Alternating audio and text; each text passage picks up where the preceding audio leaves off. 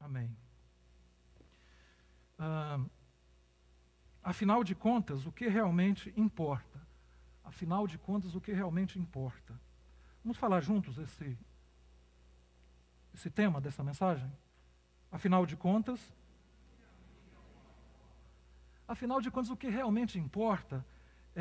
Essa pergunta eu fiz a última vez que eu preguei, e essa pergunta nasce quando nós adquirimos a consciência da brevidade e da fragilidade da vida. Quando nós temos a consciência que a vida é breve e frágil, nós perguntamos, afinal de contas, o que importa? Porque quando nós não temos essa consciência, nós vamos vivendo, fazendo coisas que não importam, coisas que não faríamos quando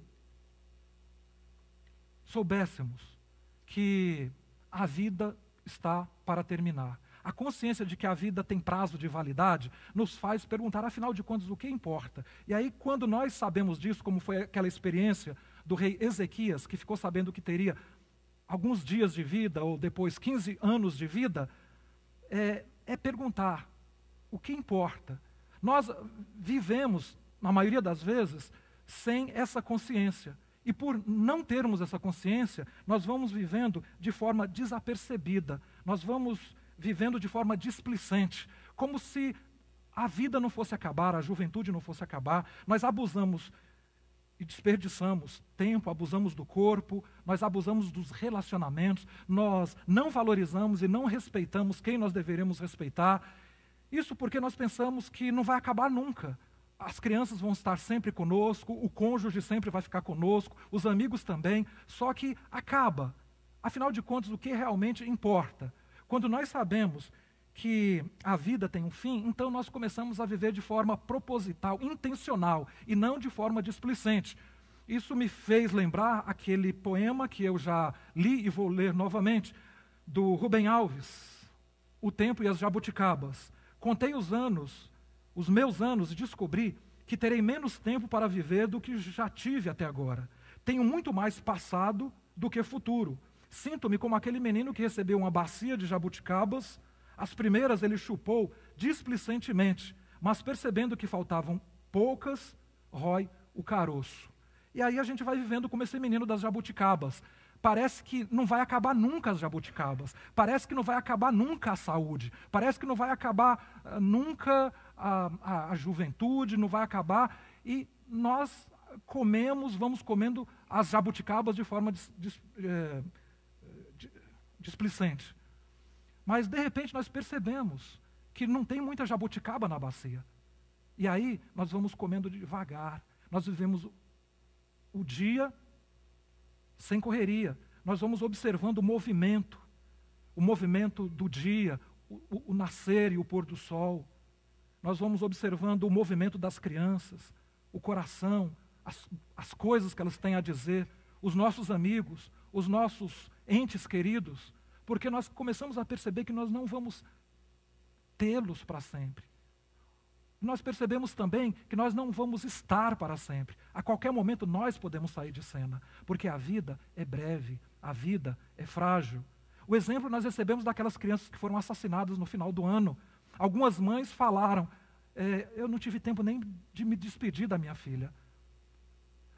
Quando os jovens morreram queimados em Santa Maria, no Rio Grande do Sul, aconteceu a mesma coisa. Aqueles 245 jovens, nada dizia que eles iam morrer, mas muitos dos pais reclamaram. Eu nem me despedi. Quando eu cheguei em casa, meus 3 filhos já tinham saído e os 3 agora estão mortos. A verdade é que nós nunca sabemos quando é o último. Meu filho, Deus te abençoe. Minha filha, Deus te abençoe. Nós não sabemos quando é o último abraço, quando é o último beijo, quando é o último tchau. Pode ser que esse encontro seja o último da nossa vida. Nada garante que nós vamos nos encontrar novamente. Nada garante. E se nós não vamos nos encontrar, o que realmente importa? Se essa é a última vez que nós estamos juntos, o que realmente importa? Nada garante que nós vamos nos encontrar. Pode ser que amanhã você despeça suas filhas, seus filhos para a escola, você vai trabalhar e seja a última vez. Seja a última vez que você fala, minha filha, Deus te abençoe. Amanhã pode ser a última vez que o seu pai fala, minha filha, Deus te abençoe. Se tem uma das coisas que eu mais tenho saudade no meu pai, é sempre que eu ligava para ele, ele terminava o telefonema falando: filho, Deus te abençoe. Eu sinto tantas saudades, eu nunca mais na minha vida vou ouvir um Deus te abençoe com tanto efeito na minha vida como era o que eu ouvia do meu pai toda vez que eu ligava para o Brasil e conversava com ele. A gente nunca sabe quando é a última vez. Pode desligar isso aqui? Obrigado. E quando nós adquirimos então essa consciência, nós vamos valorizando os momentos, nós vamos valorizando os relacionamentos, nós vamos procurando viver com as pessoas com qualidade, com as pessoas que vale a pena viver. Nós procuramos fazer coisas que façam diferença na nossa própria vida e na vida das pessoas que estão ao nosso redor, dos nossos familiares e outras pessoas que estão ao nosso redor. Nós vamos dando então valor aos dias, aos momentos. E hoje eu trouxe comigo um texto que foi escrito por um jornalista chamado Hélio Fraga. Quem já ouviu falar nesse Hélio Fraga? Ele é um jornalista de Belo Horizonte. E ele escreveu um texto que, quando eu li, eu fiquei emocionado, porque eu nunca tinha lido algo parecido. Ele escreveu o texto que o título é Declaração de Bens. Ele diz assim: o pai moderno, muitas vezes perplexo, aflito, angustiado, passa a vida inteira correndo atrás do futuro e se esquecendo do agora. Na luta para edificar esse futuro, ele renuncia ao presente. Por isso, é um homem ocupado, sem tempo para os filhos, envolvido em 1000 atividades, tudo com o objetivo de garantir o seu amanhã. E com que prazer e orgulho, cada ano, ele preenche sua declaração de bens para o imposto de renda. Cada nova linha acrescida foi produto de muito esforço, muito trabalho. Um lote, uma casa, um apartamento, um sítio, tudo isso custou dias, semanas, meses de luta. Mas ele está sedimentando o futuro de sua família. Se ele parte um dia, por qualquer motivo, já cumpriu sua missão e não vai deixar ninguém desamparado. E para ir escrevendo cada vez mais linhas na sua relação de bens, ele não se contenta com um emprego só. É preciso ter 2, 3, vender parte das férias, em vez de descansar junto à família, levar serviço para fazer em casa, em vez de ficar com os filhos. E é um tal de viajar, almoçar fora, discutir negócios, marcar reuniões, preencher a agenda. Afinal, ele é um executivo dinâmico, faz parte do mundo competitivo, não pode fraquejar. No entanto, esse homem se esquece de que a verdadeira declaração de bens, o valor mais alto, aquele que efetivamente conta, está em outra página, outra página do formulário do imposto de renda. Mais precisamente, naquelas modestas linhas, quase escondidas, onde se lê relação dos dependentes. Aqueles que dependem dele, os filhos que ele colocou no mundo e a quem deve dedicar o melhor do seu tempo. Agora você vai entender por que ele escreveu isso.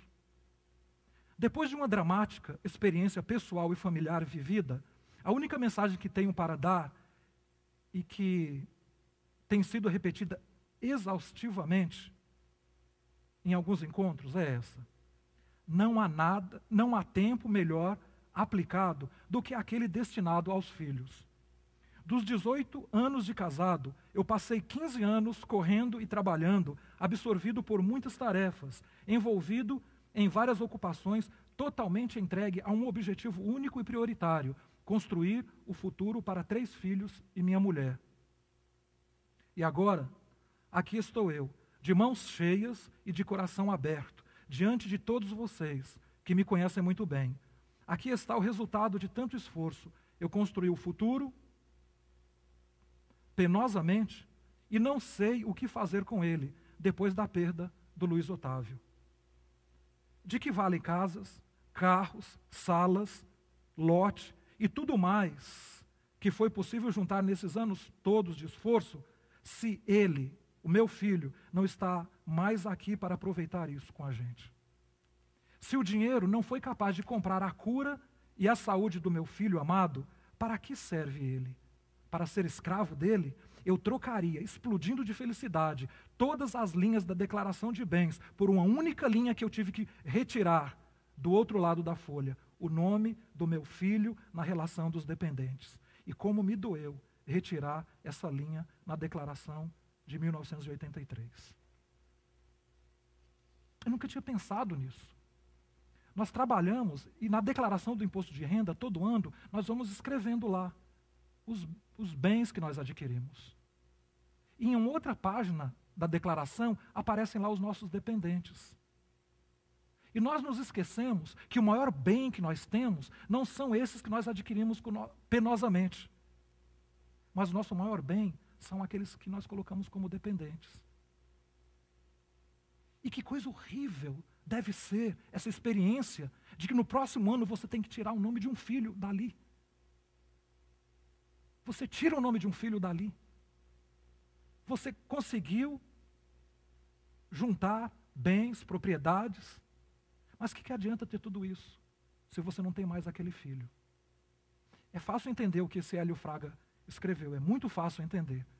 O que ele está dizendo de forma bem resumida é que o melhor tempo empregado é o tempo com os filhos. É isso que ele está escrevendo. Mas eu gostaria de ampliar isso um pouquinho mais. Se a vida é frágil e se a vida é breve, nós somos conscientes do tempo que nós estamos devotando para as pessoas que nós de fato amamos? Nós somos conscientes do tempo que nós estamos devotando para a esposa, para o marido, para os filhos? Se a vida é frágil, se a vida é breve, nós estamos de fato aproveitando a vida dos nossos pais para aqueles que os têm vivos? Se a vida é frágil e a vida é breve, nós estamos investindo em manter contato com qualidade com aquelas pessoas que marcaram a nossa vida? É possível que todos aqui tenham um tio, uma tia. O texto que eu li antes fala de pai e filho, mas eu gostaria que nós pensássemos na avó, no avô, no neto, na neta. É possível que você tenha um tio que você não conversa há muito tempo. Quantas vezes você já viajou para visitar uma pessoa, um tio? Nós vamos abandonando as pessoas. Nós nos lembramos daquelas que estão mais em evidência, mais próximas. Quem é que tem um tio que não conversa há bastante tempo? Ô tia. Que tal se você hoje fosse para casa e fizesse um telefonema? Depois fala para mim como foi. Você é o sobrinho internacional. Você é a sobrinha internacional. Ela vai ficar, minha filha, como é que você lembrou da sua tia, do seu tio? É um gesto tão simples. Porque quando nós recebemos a notícia, o tio morreu. Nós ficamos com o coração apunhalado. Ficamos tristes. Mas eu nem liguei para o tio, para a tia. A avó, o avô. Nós nos envolvemos nessa correria da vida para ganhar a vida, a manutenção, e vamos deixando para trás pessoas que nos são tão preciosas.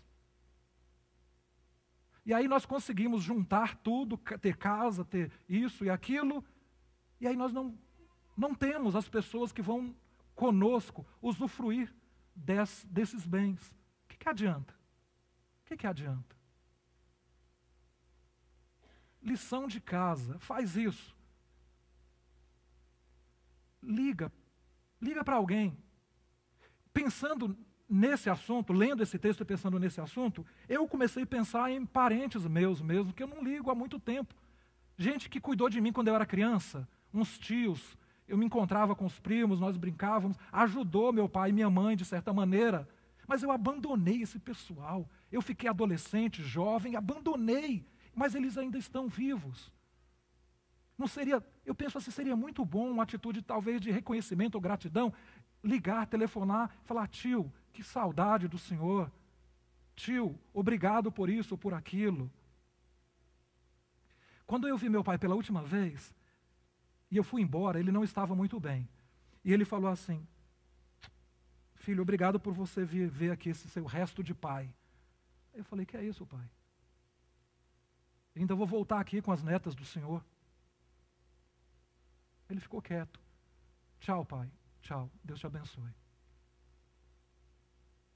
Quando a gente escuta alguém falar assim, pode ser a última vez que a gente se encontra, a gente fala assim, vira essa boca para lá. O que é isso, pai? Você ainda vai ver as suas netas. A gente não quer admitir isso, mas isso é verdade. Isso me fez lembrar da música do Legião Urbana. É preciso amar as pessoas, como se não... E na verdade não há. É preciso amar as pessoas como se não houvesse amanhã. Nada garante que vai ter amanhã.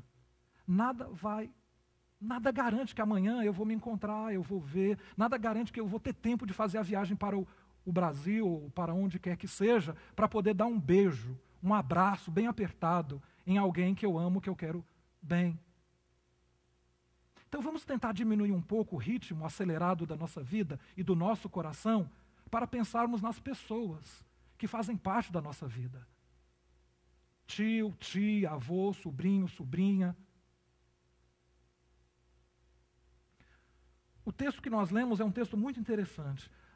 Quando eu pergunto, afinal de contas, o que realmente importa, a primeira resposta foi uma espiritualidade consistente. Espiritualidade consistente é espiritualidade baseada na pessoa, na obra e na fé do Senhor Jesus. É importante porque nos liberta do medo da morte, nos capacita diante das adversidades da vida e nos ajuda a realinhar ou a alinhar os valores da vida. Uma fé baseada na pessoa e na obra do Senhor Jesus Cristo nos ajuda a fazer ter sentido ser fiel a Deus, ao cônjuge, à esposa, ao marido, aos amigos, ser honesto.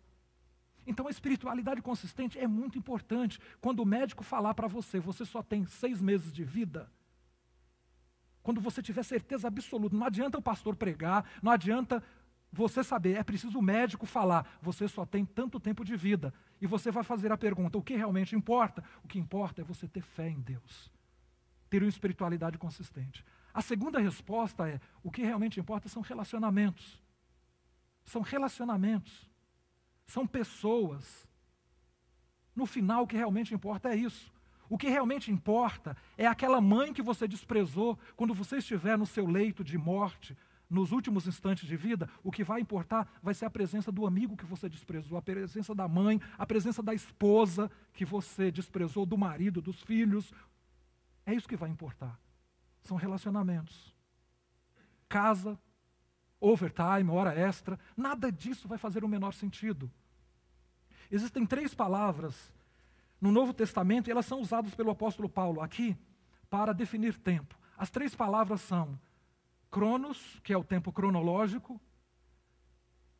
Emera é uma palavra grega que diz respeito a períodos, a quantidade de tempo. E o Kairos, que é um tempo específico dentro do Cronos, onde alguma coisa acontece e muda o rumo da história, muda o rumo da vida. Cronos, Emera e Kairos. E o apóstolo Paulo, no texto que nós acabamos de ler, nos apresenta essas 3 palavras. E esse é um texto muito interessante, porque eu já ouvi muitos estudos e mensagens sobre família, que quando é lido Efésios capítulo 5, começa-se do versículo 22, falando dos deveres do marido, das esposas, dos pais e dos filhos. Entretanto, tudo que aparece aqui, como responsabilidade de marido, esposa, pais e filhos, está dentro do contexto do que acontece aqui nos 3 primeiros versículos, 15, 16 e 17. Sem esse contexto, os outros não fazem muito sentido. Ele diz assim, portanto, vede prudentemente como andais, não como necios, e sim como sábios. É um alerta, é uma palavra de alerta. Vede é uma palavra que está no imperativo. E toda palavra que aparece no imperativo é uma chamada de atenção. Vede prudentemente como andais. Prestem atenção como vocês estão vivendo. Prestem atenção como vocês estão vivendo. Não sejam como esse menino que come as jabuticabas de forma displicente. Esse menino é nécio, esse menino é ignorante. Você não pode viver a vida e desperdiçar a vida. Você não pode desperdiçar o seu corpo, você não pode desperdiçar os seus dias, você não pode desperdiçar os seus relacionamentos, você não pode desperdiçar a vida, porque cada momento de vida é uma oportunidade. Vede prudentemente como andais. Vede, prestem atenção como vocês estão vivendo.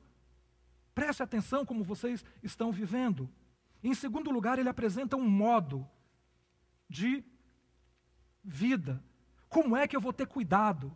Como é que eu vou prestar atenção nessa maneira de viver? Versículo 16, aproveitando ao máximo cada oportunidade. A palavra oportunidade é a palavra kairos. É traduzida como oportunidade. Aproveitando cada oportunidade. O que ele está dizendo é, aproveitando cada oportunidade, viva o ordinário de forma extraordinária. Não viva todo dia como, todo dia a mesma coisa. Não é todo dia a mesma coisa. Cada dia é uma nova oportunidade. Cada amanhecer é uma oportunidade. Para de ficar dizendo que é sempre, é todo dia. Não, não é não. Cada dia é um presente de Deus. Cada dia é um renovar da misericórdia de Deus sobre a vida de cada um de nós. Então, não veja um dia simplesmente como um tempo cronológico, mas tira disso. Existe uma versão que diz assim, remindo o tempo, ao invés de aproveitando cada oportunidade. Remir o tempo é você tirar do cronos um kairos, é você entrar no cronos e dar qualidade para o cronos, e fazer com que esse cronos, esse tempo cronológico, seja significativo, que exploda alguma coisa, que surja alguma coisa boa, pela maneira como você vive o seu dia, vive o seu momento, vive a fase da vida, que venha trazer significado para a sua vida, te libertar do cronos, porque o cronos, sim, o tempo nos escraviza, nós nos tornamos escravos, e nós não vamos percebendo que o tempo está passando, a juventude, a vida, tudo está passando, tudo está acabando, mas nós precisamos olhar para o tempo, para o dia, para cada dia, e ver que há algo de Deus ali naquele dia, e que tem alguma coisa boa da parte de Deus que pode acontecer ali, e mudar completamente o rumo da vida. Aproveitem cada oportunidade, aproveitem no máximo cada oportunidade, porque os dias são maus. Os dias aqui é a palavra emera. Os dias são maus. O que ele está dizendo é que o cronos e essa emera, que o tempo cronológico e a semana, os dias, tudo isso não nos transforma em pessoas boas. Você já percebeu? As pessoas às vezes dizem assim, olha, me respeita porque eu já tenho 50 anos. Me respeita porque eu tenho 60 anos. Tempo de vida não significa amadurecimento. Às vezes as pessoas vivem 40, 60, mas não amadurecem nunca. O tempo, o cronos e essa emera não faz de nós maridos melhores, esposas melhores, homens melhores, profissionais melhores. Não faz. O que faz é quando nós tomamos uma decisão, remir o tempo, olhar para cada dia como uma oportunidade de Deus para nossas vidas. E em terceiro lugar, ele apresenta um critério, uma referência. Eu posso decidir, não, eu vou aproveitar cada dia. Mas qual o critério? O critério está aí no final do versículo 17. Por essa razão não vos torneis insensatos, mas procurai compreender qual a vontade do Senhor. A maneira de aproveitar o tempo é sabendo qual seja a vontade do Senhor. Qual é a vontade de Deus aqui? Versículo 18. Versículo 18. Ele apresenta aqui algo muito interessante para nós.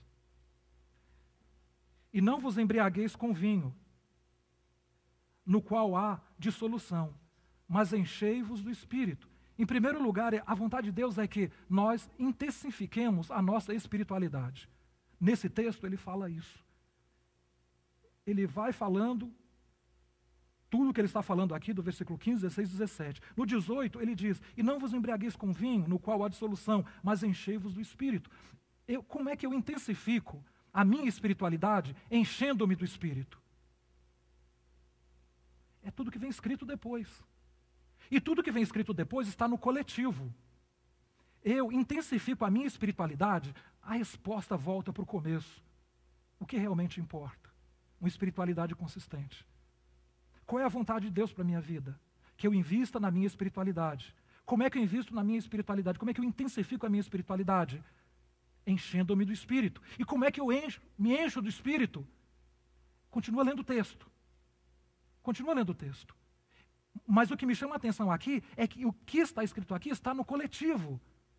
Não venha para cima de mim com essa ideia de que eu vou desenvolver a minha relação com Deus, a minha espiritualidade sozinho. Eu não preciso de igreja, eu não preciso participar de encontros em pequenos grupos, encontros de louvor e adoração. Isso não é bíblico, isso não tem raiz, não tem origem nas Escrituras Sagradas. A espiritualidade, o desenvolvimento da espiritualidade cristã passa pela vida comunitária, passa sim por essa dimensão comunitária. Tudo o que acontece aqui, presta bem atenção no texto. Como é que eu desenvolvo, como é que eu intensifico a minha espiritualidade? Falando entre vós, com salmos,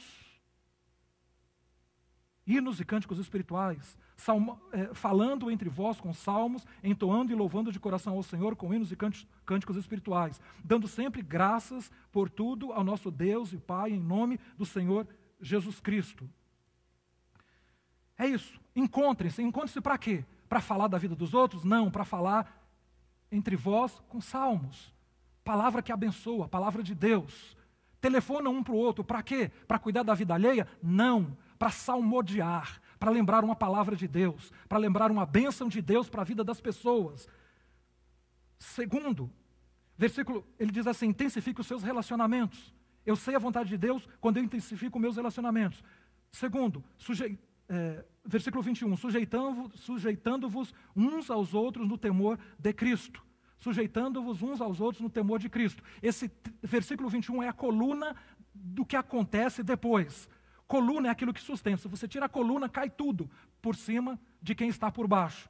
E ele diz assim, mulheres, versículo 22, sujeitem-se ao seu marido como ao Senhor.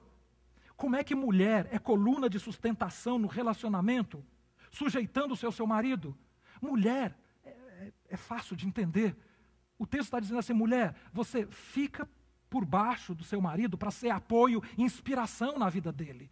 Porque toda mulher tem poder para abençoar, transformar um homem em um homem melhor, mas tem poder também para transformar um homem em um homem pior. Toda mulher tem. Mulher que está me ouvindo nesse momento, você é um instrumento de Deus para aperfeiçoar o marido que você tem. O projeto de Deus inicial foi, eu falhei uma auxiliadora que lhe seja idônea. Deus tem esse projeto, mas isso que eu estou falando, eu sei que é contracultural, eu sei que não é politicamente correto falar isso. É possível que algumas mulheres aí já levantaram a antena. Onde ele vai chegar com isso? O que eu estou dizendo é exatamente isso, que você, mulher, tem poder para fazer do seu homem um homem melhor, para ser bênção na vida do seu homem, intercedendo, encorajando. Isso me fez lembrar aquela história, não sei se é verdade, não sei se é lenda, mas aconteceu, eu li que o presidente Clinton um dia estava discutindo com a Hillary Clinton, quando eram presidentes aqui na Casa Branca, e aí no meio da discussão ele falou assim, lembra que você um dia namorou com um frentista? Você lembra? E já pensou o que seria da nossa vida se você tivesse casado com ele? Ela falou assim, olha, eu não sei o que seria da sua vida, mas ele seria o presidente dos Estados Unidos. O que eu quero dizer é isso. Você, mulher, você pode sim abençoar a vida do seu marido, de alguma maneira, influenciá-lo de tal forma que ele possa se superar, onde ele não imaginaria que se superaria. Mulheres, sujeitem, sejam colunas de sustentação. Maridos, amem as suas esposas, como Jesus amou a sua igreja e por ela se entregou, versículo 25. Maridos, amem as suas esposas. Agora eu quero deixar claro aqui que amor não é um sentimento. Amor não é uma coisinha fofa, não é ficar fazendo poesia, dar flor. Isso aí não é amor. Isso aí são atitudes românticas, são gestos de sociabilidade. Amor são palavras e atitudes que expressem bondade, cuidado. Quem ama, cuida. E vai uma palavra aqui, uma preocupação, que eu chamo de epidemia familiar, que é a ausência da masculinidade nos relacionamentos. Eu tenho visto com os meus olhos homens que são emasculados, mas não são masculinos. A ideia do homem masculino é agressiva para a nossa sociedade. Agora, um homem que é homem, mas ele tem uma atitude, um comportamento quase feminino, é louvável na nossa sociedade. Eu vivi uma época, eu sou daquele tempo, que menino era treinado, era criado para sustentar a família. Nós éramos treinados desde cedo para trabalhar, para ajudar o pai e a mãe, e nós éramos programados para sustentar a família. Esse negócio de homem ficar em casa e a mulher trabalhando, isso aí é uma coisa absurda. Eu tenho visto isso. Quando a Bíblia fala, o marido ama a sua esposa, como Jesus amou a sua igreja, o que ele fez? Ele se entregou, ele morreu por ela. É para você trabalhar até morrer, para cuidar da sua casa, da sua família. Não tem esse negócio. Se você tem saúde, se você é uma pessoa que está habilitada para trabalhar, não tem esse negócio, não tem emprego. Sai, vai para a rua, vai trabalhar, faz qualquer coisa para sustentar a sua família, sustentar seus filhos. Essa é uma responsabilidade. Esse negócio de homem, tem muito homem hoje que, como homem, é uma boa mãe. É uma coisa linda, cuida das crianças como ninguém. Isso é papel da mulher. Você tem que ser suporte, você tem que amar a sua mulher para que ela possa cuidar dos filhos, para que ela possa cuidar da casa, para que ela possa cuidar de você também. Agora, pelo amor de Deus, você fica em casa, você não trabalha, e você ainda quer a comida pronta, você ainda quer a casa arrumada, e você ainda quer sexo. Está querendo demais. Como é que marido é coluna de sustentação? Como é que marido é coluna de sustentação? Amando a esposa. Amando a esposa. Como é que a gente reage? Como é que a gente lida com isso? Reajam. Moças que ainda não se casaram, cuidado. Reajam, pais, reajam, jovens. Sabe por que eu falo reajam? Porque não existe nada na nossa sociedade que coopera para que homem seja homem. O que a nossa sociedade está criando hoje é um ser híbrido. É um ser híbrido. Ser másculo. Diz assim, olha, eu vou dar conta dessa família. Eu vou dar conta, aconteça o que acontecer. Sabe por que eu vou dar conta? Porque eu estou debaixo do cuidado de Deus. Deus está cuidando de mim. E em nome do Senhor Jesus, eu vou dar conta dessa casa, eu vou dar conta dessa família. Não precisa ficar ansiosa, minha mulher. Não precisa ficar ansiosa, fulaninha de tal. Fica tranquila, Deus está no controle. Deus me pôs nessa casa para ser o representante dele nessa casa. Então não fique preocupada. Aquieta o teu coração, aquieta a tua alma, porque Deus está no controle. E Deus me pôs aqui para cuidar de vocês. Agora, me parece que essa figura, conquanto seja até desejável por maioria das mulheres, é uma figura que agride. Se eu coloco isso que eu estou falando no Facebook, vai vir pedrada por tudo quanto é lado. Se eu coloco tudo que está escrito aqui, o outro é pais, disciplinem, eduquem e disciplinem os seus filhos. Não existe educação sem disciplina. As duas caminham juntas. Disciplinar não é espancar, não é quebrar os ossos. Disciplinar é estabelecer limites. Pai e mãe têm função de estabelecer limites. Sabe por quê? Porque senão quem vai ser prejudicado vai ser você quando essa criança que não tem limite sentar do seu lado na hora do culto. Vai ser aquela família que o filho atropelou quando começou a dirigir com 16 anos e não tinha noção de limites e matou uma pessoa. Estabelecer limites é função do pai, é função da mãe. Nós precisamos estabelecer limites. Mas se eu coloco isso no Facebook amanhã, é pedrada por tudo quanto é lado também. Não precisa estabelecer limites. Olha, a pedagogia moderna fala um monte de coisa, só que a Bíblia fala sobre estabelecer limites, sobre disciplinar filho. Eu não sou teórico, eu tenho 3 filhas. E eu falo isso sem me envaidecer. Eu ouço isso aqui na igreja, eu ouço isso na escola. Minhas filhas, elas são elogiadas o tempo todo. Às vezes falam assim, eu falo assim, olha, hoje eu dei uma surra, bati no bumbum dos meus filhos com chinelo. Não precisa, elas são tão boas, é por isso que elas são boas. Essa é a minha resposta. Porque elas têm limites. Elas têm limites. Filho precisa de limite. Agora, isso é contracultural. Isso não é politicamente correto. Filhos, obedeçam e honrem os seus pais. Obedeçam e honram os seus pais. Alguns de vocês aqui já saíram de casa há muito tempo, já estão longe dos pais. Agora, o fato de você estar longe do seu pai, isso não impede que você o honre. Você pode continuar honrando o seu pai. Ainda que ele esteja morto, você pode continuar honrando. Como é que você honra quando ele está vivo? Voltando para casa, telefonando, sabendo como ele está. Pai, mãe, o senhor precisa de ajuda, a senhora precisa de ajuda. É isso. Duas coisas importantes para terminar, para concluir. Você tem cumprido o seu papel como coluna de sustentação na sua família e nos relacionamentos em geral? Você tem sido esse homem, você tem sido essa mulher, você tem sido esse filho, você tem sido esse pai?